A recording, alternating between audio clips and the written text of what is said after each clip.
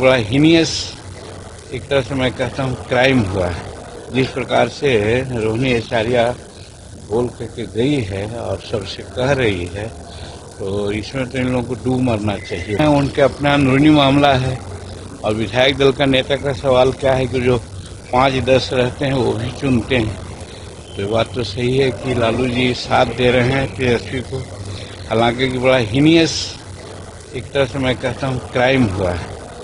जिस प्रकार से रोहिणी आचार्य बोल करके गई है और सबसे कह रही है, तो इसमें तो इन लोगों को डूब मरना चाहिए था, लेकिन उसके बावजूद भी ये लोग झिटाई कर रहे हैं।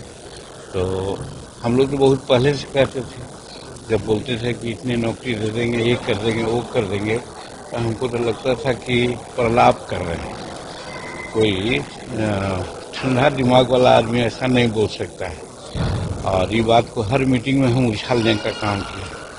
और धन्यवाद देते हैं बिहार के आम जनता को, जो हम लोगों की बात को समझने का काम किया और नरेंद्र मोदी जी और नीतीश कुमार के कार्यों को और डबल इंजन की सरकार को आगे बढ़ाने का वो लोग ने निश्चय लिया, वो बहुत काबिल तारीफ है। और खास करके महिला और युवा जिनके लिए नीतीश कुमार जी ने काम किया है, वो आज सामने आया और काफ़ी बढ़ चढ़ के लोग वोट दिया, इसलिए इसको लैंडस्लाइड भी हम लोग कह रहे हैं।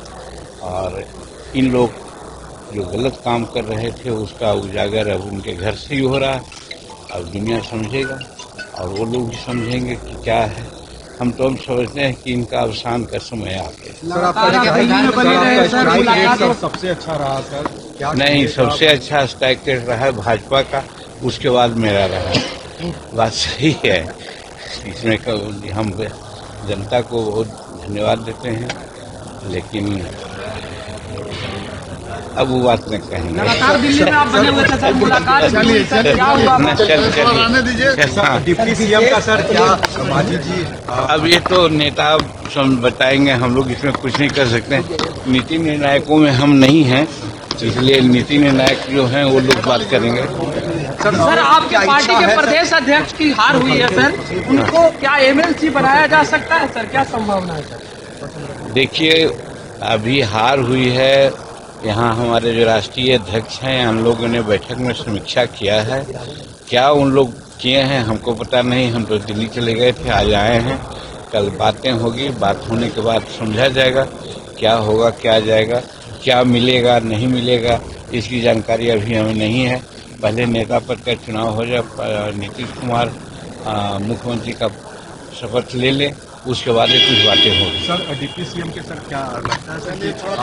डिप्टी सीएम तो बनेंगे ही, निश्चित है कि 2 बनेंगे या 3 बनेंगे, कहा नहीं जा सकता, लेकिन 2 तो निश्चित बनेंगे। और सर क्या हम पार्टी क्योंकि जो स्ट्राइक रेट रहा नहीं, हम पार्टी का कोई किसी प्रकार का डिमांड नहीं। पैनल से ललन सिंह और संजय झा विशेष राजनीति है, कुछ सजेशन लेने के लिए गए होंगे, इसमें आश्चर्य की क्या बात है। अब हर चीज को दूसरे रूप में देखना उचित नहीं है। बहुत सी बातें होती है जो टेलीफोन पर नहीं बात होती है, तो स्पेशल बात करने के लिए निकले होंगे लोग।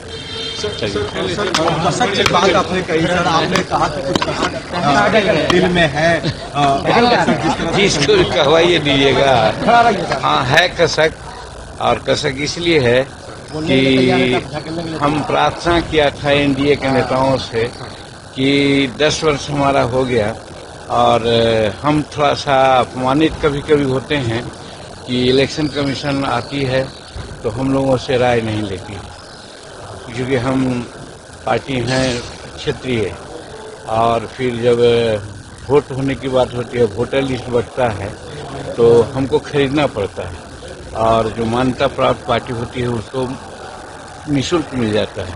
तो ये सब बातें होती है। दूसरी चीज़, तीसरी चीज़, सभी पॉलिटिकल पार्टी का अपना हेडक्वार्टर होता है। हम चूँकि क्षेत्रीय पार्टी हैं, इसलिए हमको हेडक्वार्टर यहाँ नहीं मिला, सरकार आवास नहीं मिला। अगर हम हो जाते तो हमको आवास मिलता। तो ये सब का कसक रह गया। हमने कहा था कि 2020 में हमारा 60% स्ट्राइक रेट था, यानी कि 7 में 4 लिया था।